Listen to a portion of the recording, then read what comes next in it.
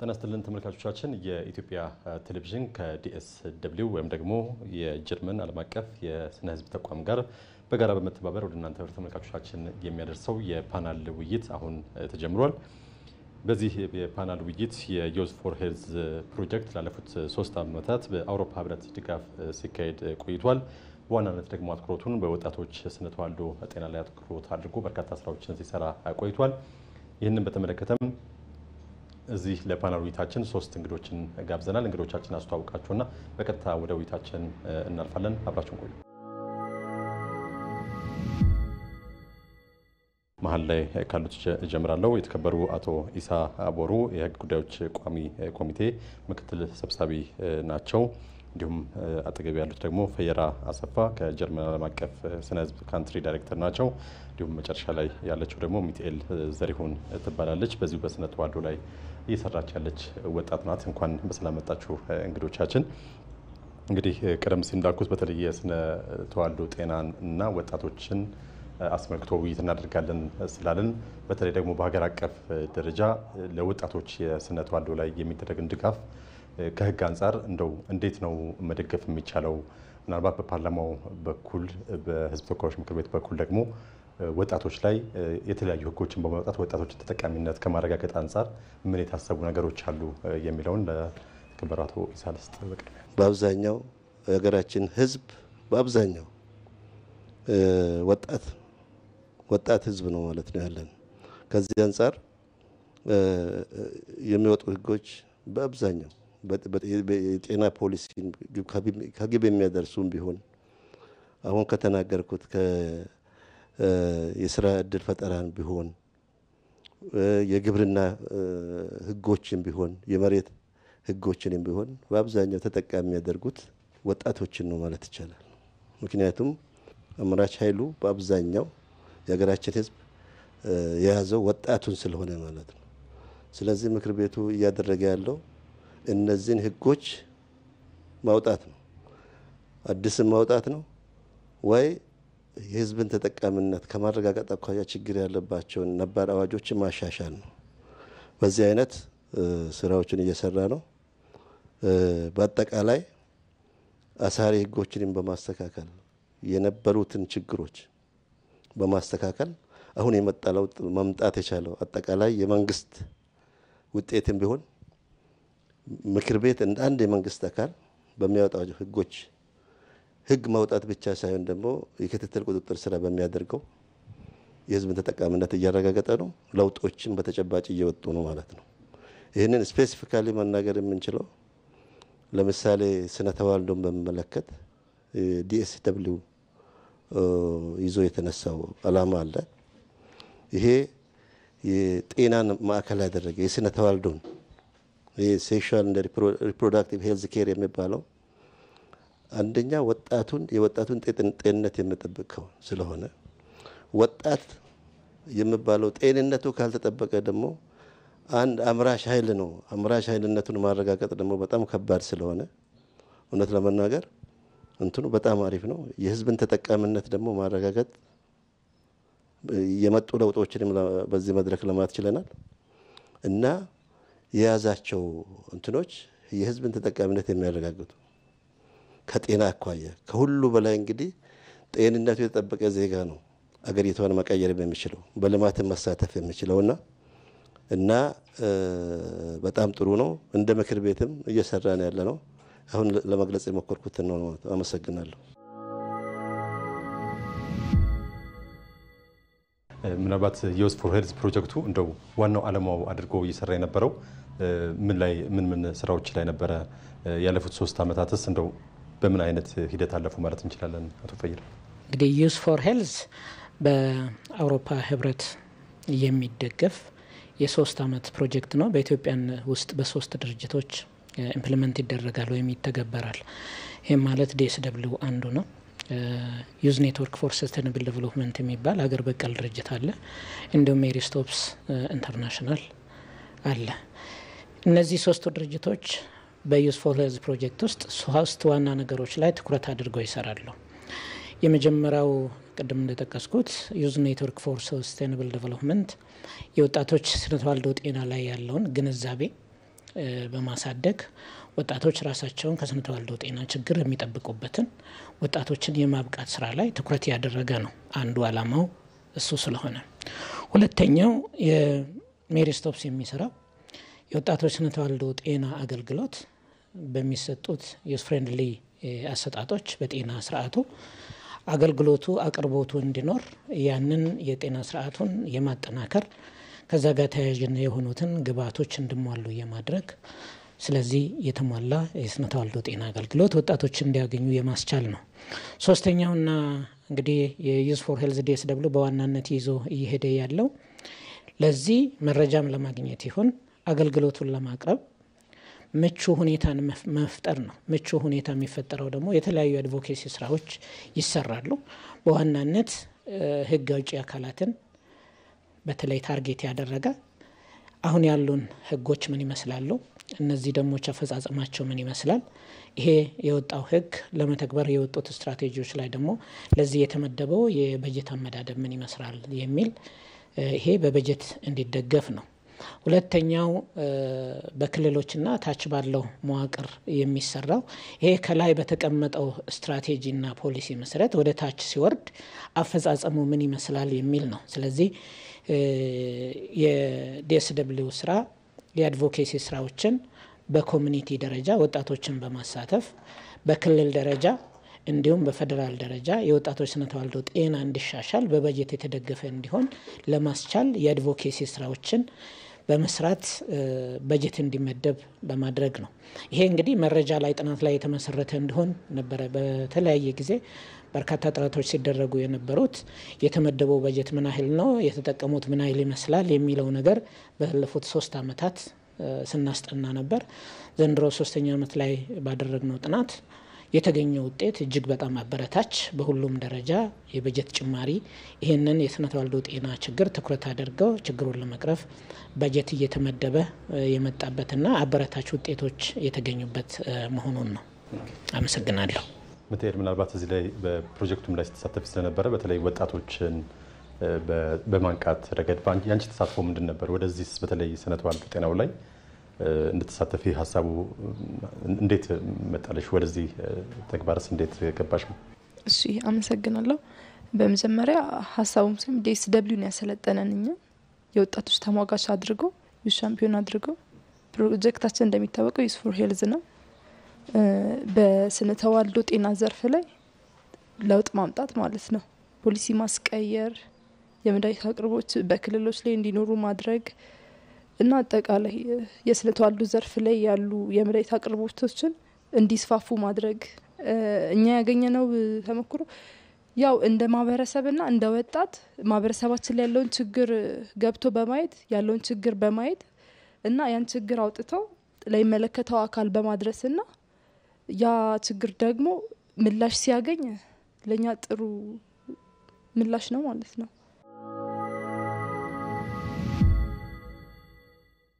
እንግዲህ አንዱ እዚህ መድረክ ላይ ሲነሳ ከነበሩ ነገሮች መካከል የበጀት ጉዳይ ነውና በተለይ በአብዛኛው በውጭ ድርጅቶች በጀት የስነ ተዋልዶ ጤናን ጉዳይ የማስኬድ ነገር ይስተዋላል የሚል ነገር ከመድረኩም ስለነበረ ምናልባት ወደ በሀገር ውስጥ በጀቶችን የማምጣት ሞቢላይዝ የማድረግ ንቅናቄ ፈጥሮ በጀት የማስመደብ በመንግስት ደረጃም ያንን ከማድረግ አንጻር በህግ ደግሞ ያንን የበለጠ ደግፎ በሀገር ውስጥ ነገሮች እንዲካሄዱ ከማድረግ አንጻር እንደው እስካሁን የመጣንበት ደረጃ ምንድነው ማለት እንችላለን?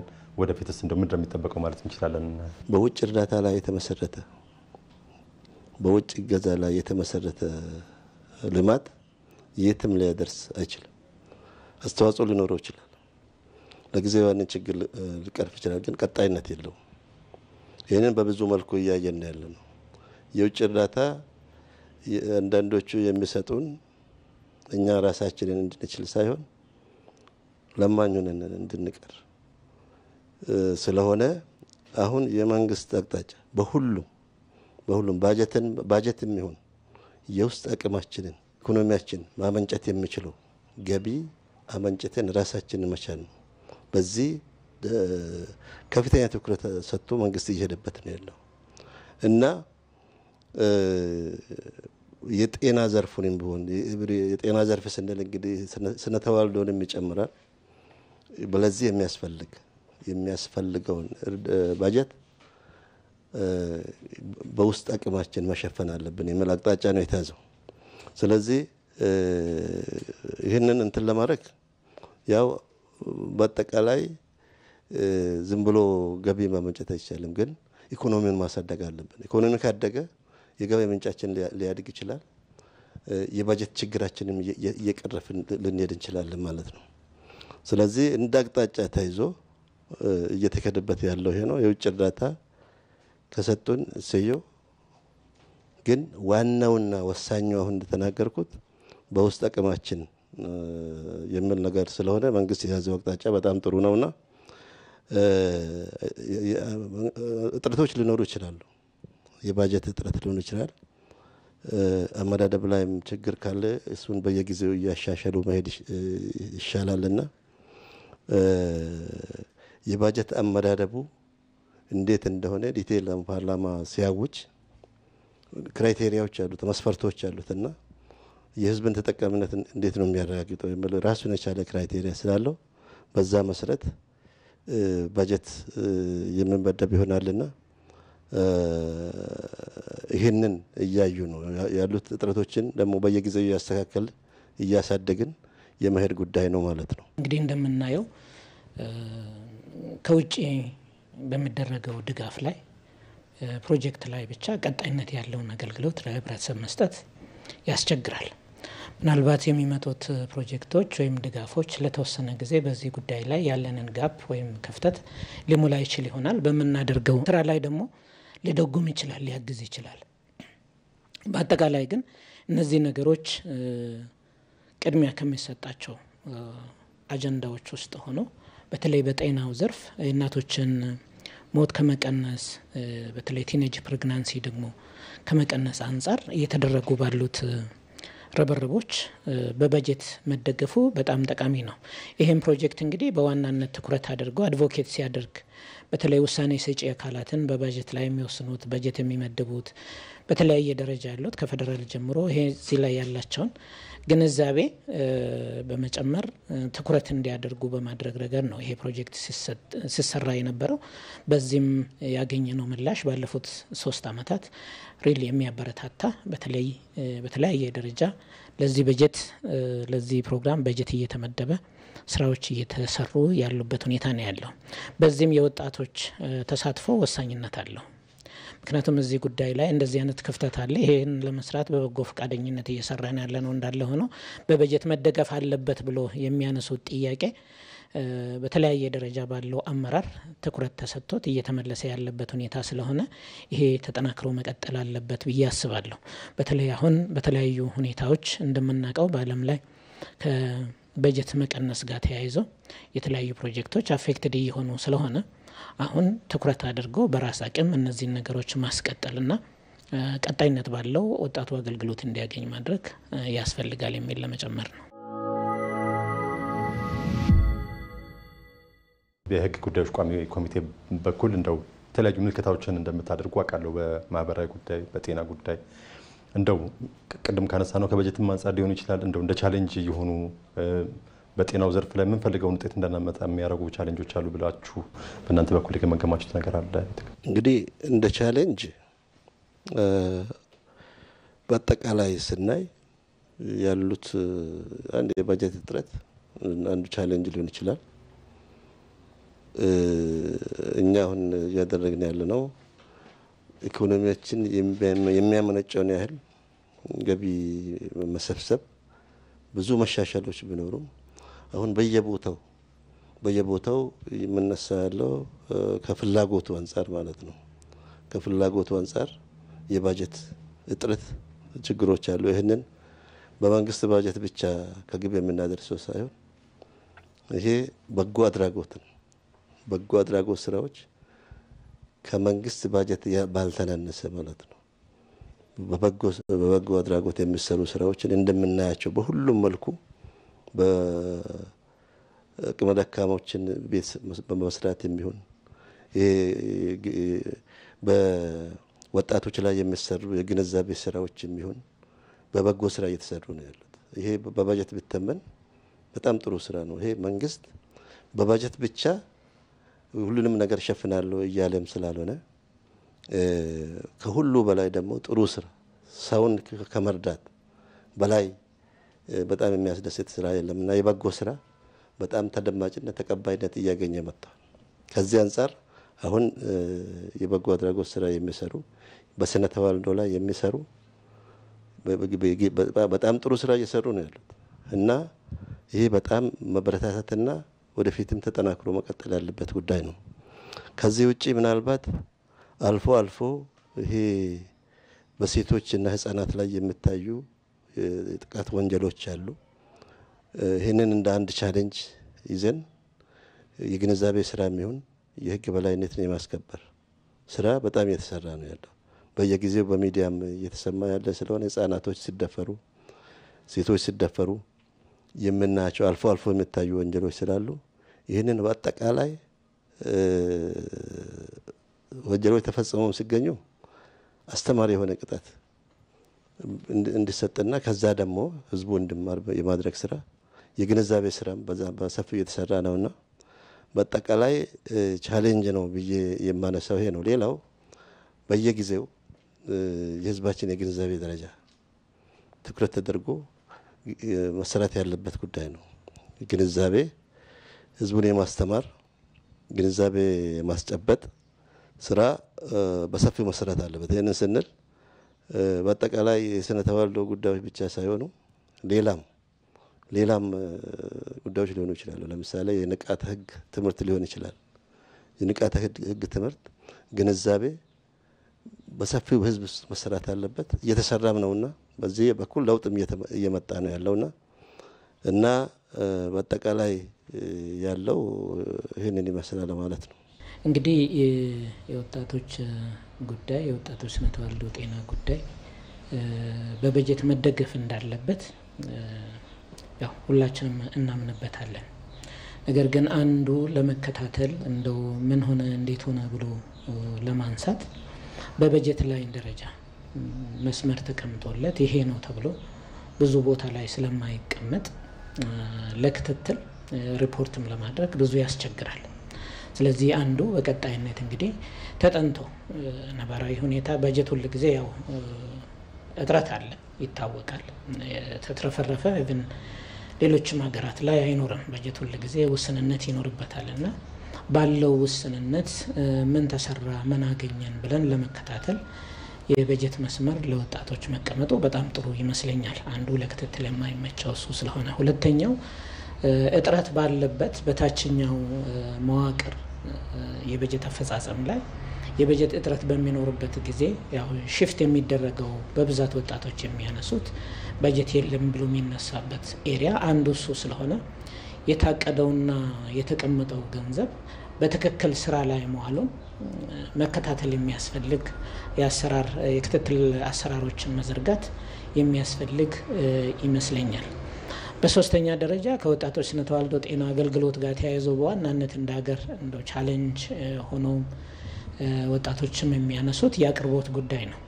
አገልግሎት ፈልገው ምናልባት የተወሰኑ አገልግሎት ሰጪ ተቋማት ጋር የሚፈለጉት አቅርቦቶች ላይኖሩ ይችላሉ። ይሄ ማለት ሰፕላይ ለምሳሌ የቤተሰብ እቅድ ሊሆን ይችላል፣ የኤችአይቪ መመርመሪያ ኪቶች ሊሆኑ ይችላሉ።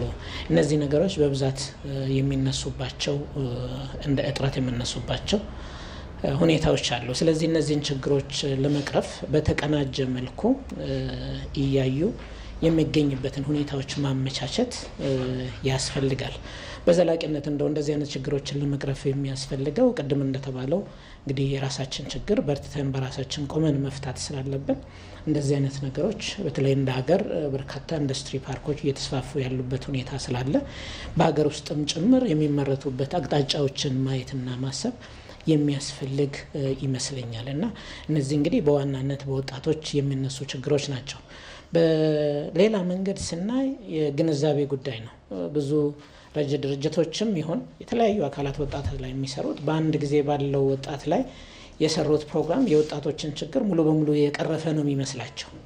በወጣትነት የነበሩት ያድጋሉ ቀጥሎ ያለውን የእድሜ ቡድን ይቀላቀላሉ በስር ያሉት ደግሞ ልጆች አድጎ ወጣት ይሆናሉ ስለዚህ የግንዛቤ ማስጨበጫ ስራው ከተቋማዊ ሆኖ ከቤተሰብ ጋር ከትምህርት ቤት ጋር ከጤና ስርዓቱ ጋር ተቋማዊ ሆኖ ወጣቶች በቀጣይነት ግንዛቤ ሊያገኙ የሚችሉበትን አሰራር መዘርጋት ያስፈልጋል በያስባለሁ ምክንያቱም ወጣትነት እድሜ ልክ አይደለም በአንድ ወቅት ስራ ብቻ የሚያልቅም አይደለም ቀጥሎ ያሉት ህፃናት ወጣት ይሆኑ እየተተካዩ የሚመጣ ኮንቲኒየም ስለሆነ በሌላ ደረጃ ያው ቅድም ስነሳ እንደነበረው ሴቶችና ህፃናትን መሰረት ያደረጉ ጥቃቶች በብዛት ይስተዋዋሉ በተለይ የመንሲያቸው ደግሞ ጎጂ ልማዳዊ ድርጊቶች ሙሉ በሙሉ አለመቀረፋቸው ነው አንዱ የሚታየው እንግዲህ አለመከሰቱ ብቻ ሳይሆን የህግ ተጠያቂነት እያለ ነገር ግን በዚህ ትኩረት ተሰጥተው ተከታትለው ጉዳዩን እንደው እንዳይደገም ከማድረግ አንፃር ሰፊ ስራዎች አሁንም መሰራት ያለባቸው በተለይ ደግሞ አሁን የተለያዩ ቦታዎች ላይ በተለይ አለመረጋጋቶች ያሉባቸው ቦታዎች ላይ በጣም ብዙ ሴቶች ብዙ ወጣቶች ተጠቁ ተብሎ የሚነሳበት የሚወራበት ሁኔታ ነው ያለውና ትኩረት አድርገው እንደዚህ አይነት ነገሮችን ለመከላከል ብቻ ሳይሆን ለማቆም ለማጥፋት ትኩረት ተደርጎ ቢሰራበት መልካም ነው የሚል ሐሳብ አለኝ እንግዲህ እዚህ የጤና ሴክተር ነው ቀደም ሲል እንዳነሳ ነው የጤና ሚኒስቴር አለ የፋይናንስ አለ የተለያዩ ኤንጂኦዎች አሉ እዚህ ውስጥ ያሉ አካላት እንደው እንዴት ነው ተባብረው በተለይ ደግሞ ጥራት ያለውን የጤና ተደራሽነት ለወጣቶች ለታዳጊዎች ከመስጠት አንፃር እንደው ምን ማድረግ ይጠበቃል ከማን ምን ይጠበቃል በእናንተም በኩል ደግሞ እንደ ህዝብ ተወካዮች እንደው ይሄ ቢደረግ ወይም ይሄን ማድረግ አለብን የምትሏቸው ካሉ የማጠቃለያ ሐሳብ ይስጡ ምክር ቤት እንግዲህ እንዳነሳሁት ስፔሲፊካሊ በጤና ዘርፉ ብዙ እንትኖችን ህጎችን አውጥቷል ለምሳሌ የጤና መድህን ማሳት እንችላለን የጤና ሽፋን የመድህን ሽፋኑ በሀገራችን ውስጥ ያልነበረ በዚህ በለውጡ መንግስት ነው የመጣው ሌላም ብዙ ስራዎች እየተሰሩ ነው የጤና አስተዳደር አዋጅ በቅርብ ጊዜ ነው የወጣው የጤና ሰራተኞች ምን ጥቅም ማግኘት ያለባቸው እንዴት ነው ዲስፕሊናቸው ተጠብቀው በደንብ ይሄንን ስራ ከግብ ማድረስ የሚችሉትን በዛ አዋጅ ለመመለስ ተሞክሯል ስለዚህ አንደኛ አዋጁን ማውጣት ብቻ ሳይሆን ምክር ቤቱ ምንድነው የሚያደርገው የቁጥጥር ክትትል ስራ ያካሂዳል የቁጥጥር ክትትል ስራ ነው የሚያከናውነው በቁጥጥር ክትትል ስራው ይሄ ስራ እንዴት ነው ከግብ እየደረሰ ያለው ምን ጋቦች አሉ ጋፖቹ በምንድነው መፈታት የሚችሉት የህግ ክፍተት ካለ አሁንም ህጎችን ያሻሽላል ማለት ነው በአሰራር ላይ በኢምፕሊሜንቴሽን ላይ ያለ ችግር ከሆነ ተጠያቂነትን ያረጋግጣል ማለት ነው ምክር ቤቱ ከዚህ አንፃር ምክር ቤት ስራውን ይቀጥላል በአጠቃላይ ግን የመንግስት አቅጣጫ ህዝባችንን ወደፊት የሚያሻገር ብሎም ሀገራችንን ወደፊት የሚያሻገር ፖሊሲ ስለሆነ ይሄንን ከግቡ ለማድረስ የቅንጅት ስራ እንዴት ነው የሚለው አንድ የቁጥጥር ክትትል ስራችን ነው እንዴት ነው አንድን ተግባር በቅንጅታዊ አሰራር እየተሰራ ያለው አሁን የተነሳው ለምሳሌ እንደ በሴቶችና ህፃናት ላይ የሚፈጸሙ ጥቃቶችን እንደ አንድ ምሳሌ ማውሰድ እንችላለን ከዚህ አንፃር እንዴት ነው በቅንጅት እየተሰራ ያለው ወንጀለኛን ከመያዝ ምስክር ከህዝብ ከማውጣት ለህግ ከማቅረብ ከዛ በፊት ግን እንዴት ነው የግንዛቤ ስራ እየተሰራ ያለው ይሄንን ሁሉ የክትትል ቁጥጥር ስራ እያደረግን ነውና መሻሻሎች አሉ ግን ቀጣይ ትኩረት የሚፈልግ ስለሆነ በአጠቃላይ ቅንጅታዊ አሰራር የያዝነውን ተግባር ከግብ ለማድረስ በጣም ወሳኝ መሆኑን ለማንሳት ነው አመሰግናለሁ ፕሮጀክቱ ላይ አንቺም በመሳተፍ የተወሰኑ ጊዜያትን እንዳሳለፍሽ ቀደም ሲል ስለነገርሽን እንደው እንደ ቻሌንጅ የተነሱ ቀደም ሲል አንቺም ካነሳሻቸው አንፃር ማህበረሰባችን የግንዛቤ ጋር አንፃር እንደው ብዙ ሊሰራ ይገባል ለምትዩ ነገር ካለ በቀጣይ ደግሞ ቢስተካከሉ እነዚህ ነገሮች ቢስተካከሉ የበለጠ ውጤታማ ስራዎችን መስራት ይቻላል የምትያቸው ነገሮች ካሉ የተወሰኑ ሀሳቦችን እናንሳ በቀጣይ እንዲሰሩ የምፈልገው ነገር ይሄ ፕሮጀክት ቆመ ተብሎ ሌላው እኛ ያስጀመርናቸው ስራዎች አሉ በከተማችን ላይ እነዛ ስራዎች እንዲቆሙ አንፈልግም ፕሮጀክት ሻሸመኔ ላይ አዎ ሻሸመኔ ላይ ያስገባናቸው ደብዳቤዎች አሉ ያውቃሉ ስቴክሆልደሮቹም ስለሚያውቁ እና የተጀመሩ ስራዎች አሉ ያልተጠናቀቁ ስራዎች አሉ ፕሮጀክቱ ስላለቀ ያ ነገር መቆም የለበትም ያስፈልገዋል ለወጣቱ ለህፃናት ለህዝብ ለማህበረሰቡ ስለሚያስፈልግ ያ ነገር መቆም የለበትም ይሄ ፕሮጀክት ስለቆመ ያው እኛ ምን ሰራለን በቀጣይነት ምክንያቱም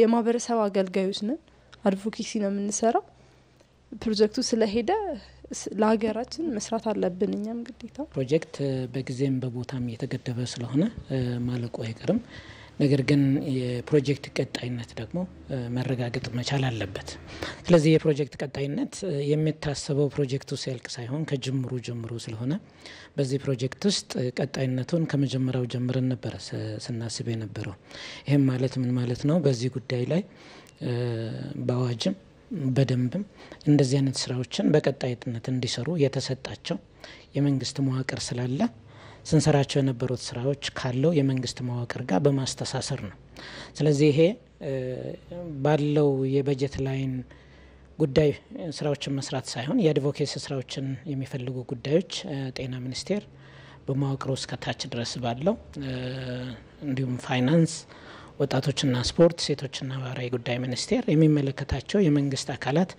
በፕሮጀክት ስቲሪንግ ኮሚቴነት ከመጀመሪያው ጀምሮ በዚህ ፕሮጀክት ውስጥ የነበሩ ስለሆነ በቀጣይም ይሄንን ጉዳይ አጠናክሮ ይዞ ይቀጥላሉ የሚል ታሳቢ ተደርጎ ነው ስለዚህ ፕሮጀክቱ ተጀምሮ እስካሁን በገነባቸው ላይ በመነሳት ቀጣይነት ያላቸው ሌሎች ስራዎችን ደግሞ ስራዎች ይሰራሉ ማለት ነው ሁለተኛው አንድ ፕሮጀክት ሲያልቅ ያው ፕሮጀክቱን ያለቀው እንጂ ድርጅቶች አብሮ ሊያልቁ አይችሉም ስለዚህ እንደ መስሪያ ቤት እንደ ዲኤስደብሊው እኛ ቀጣይ ላይ በዚህ ዙሪያ ላይ ምንድነው ማድረግ ያለብን የሚለውን ነገር በማየት በማጥናት እንዲሁም ደግሞ በቀረው የፕሮጀክቱ ወቅት ላይ እንደው መሰራት አለባቸው ብለን የምናስባቸው ስራዎች በመስራት የፕሮጀክቱን ቀጣይነት ማረጋገጥ ይኖርብናል በሶስተኛ ደረጃ እንግዲህ በራሳችን አቅም እነዚህ አይነት ስራዎችን መስራት እንዳለብን ዶሜስቲክ ሪሶርስ ሞቢላይዜሽን ለዚህ ጉዳይ ላይ የሚውልበትን ከሚመለከታቸው የመንግስት አካላት እንዲሁም የግል ጤና ተቋማትን የግል ባለሀብቶችን ጭምር በተለይ ኮርፖሬት ሶሻል ሬስፖንሲቢሊቲም ስላለ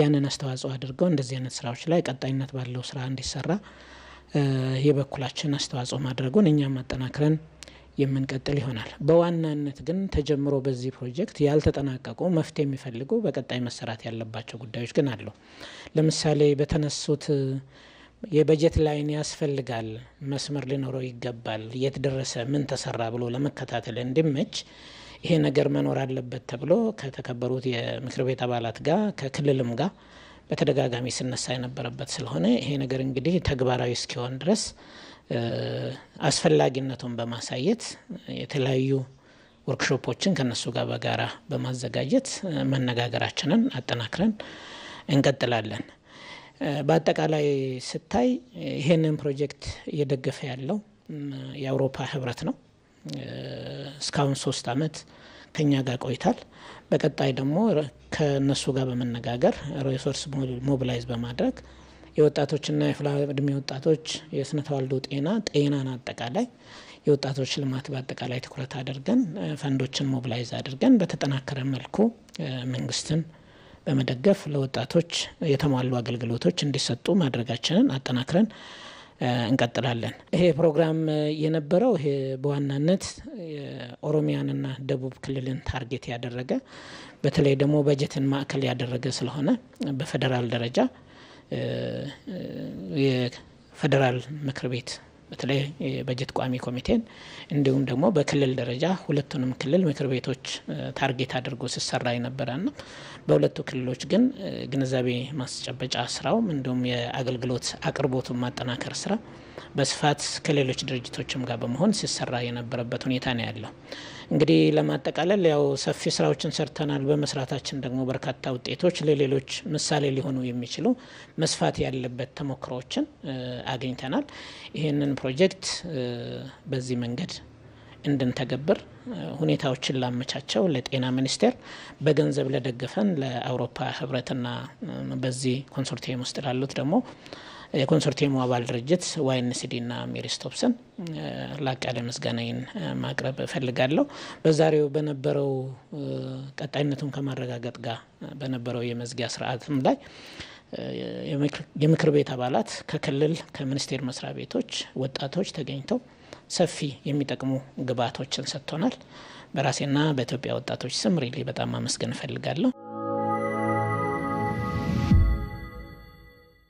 ተመልካቾቻችን የኢትዮጵያ ቴሌቪዥን ከዲኤስደብሊው ወይም ደግሞ የጀርመን ዓለም አቀፍ ሕዝብ ተቋም ጋር በጋራ በመተባበር ወደ እናንተ ወደ ተመልካቾቻችን ሲያደርሰው የነበረው የፓናል ውይይት ቀደም ሲል የተከታተላችሁትን ይመስል ነበረ። ለዚህ ውይይታችን እዚህ 3 እንግዶቻችን ተገኝተው ማብራሪያ ሲሰጡን ቆይተዋል። ከልብ እናመሰግናለን። የፓናል ውይይታችንን በዚሁ እናበቃለን። ታሪኩ ታዬ ከመላ የስቱዲዮ ባለሙያዎች ጋር በጋራ በመሆን አብሬያችሁ ቆይታ አድርጌያለሁ። ጤና ይስጥልኝ።